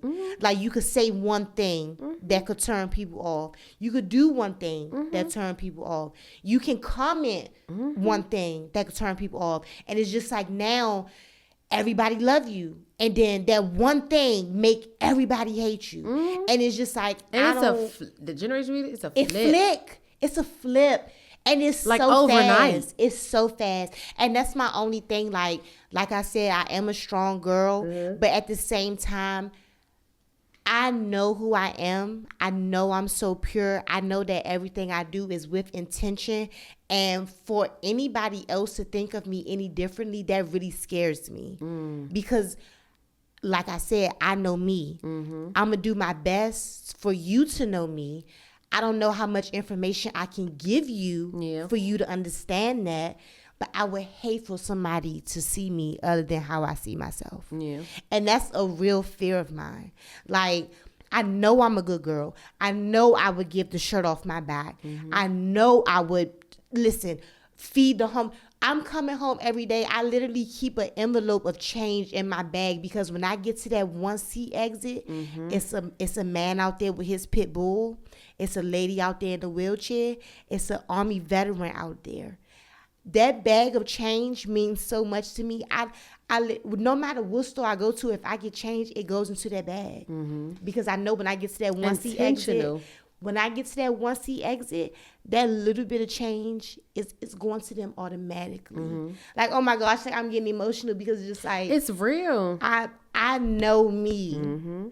And I would hate for anybody to think of me differently. Yeah. So it's just like I'm really fearful of that. Like I don't want anybody to think like, okay, like I don't really like this girl. Like, she Yeah. giving me a bad vibe, or she said this. And don't get me wrong, I might come on here some days and say some things that a lot of people might not agree with. But it's just like, at Still the don't take moment, away from- at the moment, that's how I felt. But that don't mean that's who I am. And sometimes I could say some things, I could feel like that today. But if I come on here next week and I say something completely different, I'm human. You don't know what happened within that week. Yeah. You don't know what information I obtained within the week that made me change my mind. You don't know what I seen within that week that made me change my mind. You don't know what I heard within that week that made me change my mind. So I feel like with social media, we just so in depth into, oh no, you said that, so you got to stand on it. Yeah. It's called the cancel culture. Listen. It's called the cancel. I'm not afraid of them. I don't give a damn. And that's the thing. I'm not afraid of them, because it's just like, you can't cancel me, because God can't. already Come on now. got what's written for And me. you know I'm finna turn it to Deacon Thomas. Listen, it's written. And they hated Jesus. Hello. And still didn't be able to do nothing with him. Listen. So at the same time, the same way he gave me mercy and grace, cool. Yes. And I that's deserve what I'm it as well, saying. too. It's already written for me. So Yep. am I scared to get canceled? No. But I do fear that Not even you scared to get canceled. They can't cancel. they can't. They can't I'm cancel covered. out something. Come on, I was just covered. getting ready to say that. They I'm can't covered, cancel honey. something that's already covered. Listen, It I'm don't work like covered. that. The story's already written. I'm Come on good. now. I'm great. I know that I'm headed She's towards good. great things. Great. Hello, all. Oh, great. I'm good. It is. I'm good. I am. But I do be having that. So I've kind of been like pushing that in the Yeah. back of my head. Like, you know what, girl? Put yourself out there. The people that love you, they'll come. The people that hate you, they wasn't meant to be here. Ever. And I'm with that. Like, I feel like that I have finally gotten myself to the point that I'm ready for the ride. Okay. I'm ready. I'm ready for the ride. I'm ready for the ride. So listen, we done gotten our good God bags, Come on honey. We now. just feeling spiritually. Come on now. I feel like this is a good time. I always tell people, Yes. tell people, honey, before we get up out of here, this is your camera. Whatever you have to say to the people, whether it's motivational, educational, inspirational, it doesn't matter, honey. This is your camera, and this is your time to say whatever you got to say to the people. Stop, I'm nervous. Let them know. Say no. Let them know. Let them know. I ain't really got too much to say because I always got a mouthful of words in general. However, if you could take away anything from whether it's the conversation, the advice, the sistership, the village, I'm going to say keep God first. Amen. That's always stuck with me. That's something my grandma has always told me. That's something my dad has always told me. That's something I'm instilling in my child. And I'm a testimony to know when you don't keep them first, baby, you will be last. And I don't think that's something that any of us want. Especially the way that the world is going, and especially the mercy and the grace and the gratitude and the abundance that he's already promised us. So if you're going to put him first, I'm telling you, everything that God touches turns into gold. And I'm a testimony. There's been times where I have not been favorable. There's times where I have not deserved. There's been times that, because the thing is, we don't post everything, we don't say everything, and we all battle silence battles. But at the same time, if you keep God first and at the foot of every plan, there comes a purpose. Amen. And I love that. I love that. I love that. And you know what? I feel like those words right there coming from somebody that has made it to the level that you have made it. I ain't making it without him. It's really going to hit. It's really going to hit, because I'm trying to tell you, when I seen you hit that TV screen, amazing. Amazing. And I just feel like that for everybody. I want everybody to make it. If you're chasing a dream right now. And I wasn't even going to audition. Yes. Listen. Which is the crazy thing, because we all had to audition for Wild 'N Out. That's what I'm saying. I wasn't even going to audition. That's what I'm saying. And that also more so goes to say what I was about to say. If you are chasing a dream, keep chasing that dream. No matter how long, how tired, Listen, how frustrated, how many rocks get thrown, how many doors slam, I'm telling you, Eat Oh that my up. gosh, I wish I could express this enough. It does not matter. It's going to happen when it's supposed to happen. It's going to happen how it's supposed to happen. I don't give a damn, and God knows, excuse my language, I don't really give a damn how the wind blows. If it's supposed to blow in your favor, it's going to do Let it that. blow. It's going to be a lot Let of it things blow. that you be like, how the hell I get this? How the hell? Hey, Don't question it. don't question. It's your time. Because what they say, he makes no mistakes. At all. Even None when at you all. feel like it's a mistake, even when you feel like you in the wrong, even when you feel like you don't deserve. And there's a lot of times where I feel like it'd be like, oh my gosh, why did I do that? Purpose. I promise you. It's a purpose for everything. Yes. Every moment, every season. And that rain is here for a reason, y'all. I'm telling you. It may rain 30 days and 30 nights, but I'm telling you, on a 31st, 32nd night, Hello. you will start to see them seeds that you already sown. I'm still reaping seeds from 10 years ago.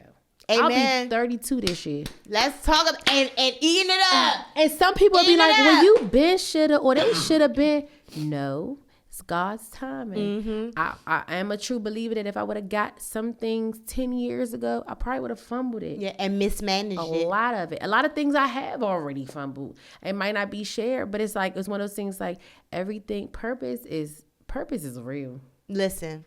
And when he got his hands on you and when he's already anointed your life for what he wants you to do. And I think that'd be like my number one prayer.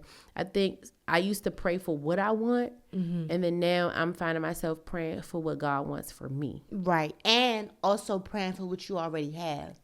And to be able to take care of what you blessed me with and triple it 10 times fold, because God, thank you for blessing me with this, but also bless me with the hands to keep it, bless me with the knowledge to continue to grow it, bless me with the village that's going to keep me grounded. Let's talk about it. Bless me with I'm talking about the tools to be able to be competent to keep, bless me in my faith, because that's deeply rooted as well. Allow me Hello. to not be swayed. Allow me. Hello. Y'all is finna let me take y'all to church. It Listen, ain't even Sunday. We about to get into it, honey. I feel it.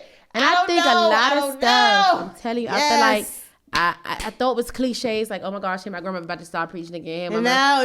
But when you when you get it, like we've been saying since the beginning of the show, the people that get it, they get it. And I love a God-fearing woman, so let me tell you Hello? something. I'm coming back. Yeah.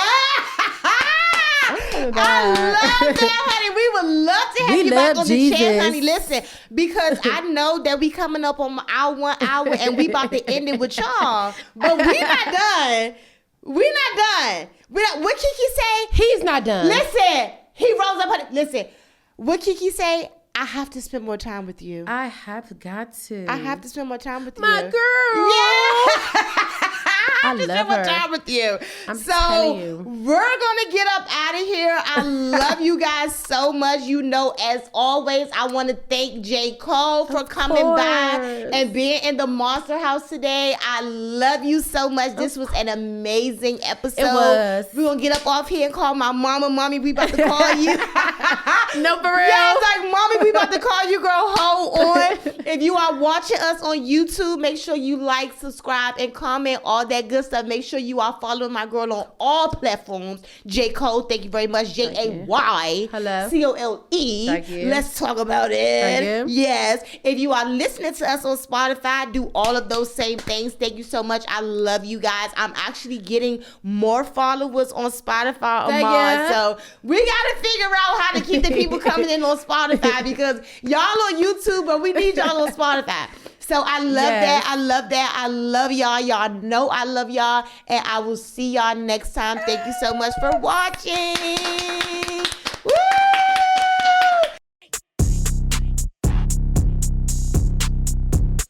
Talk your shit, sis.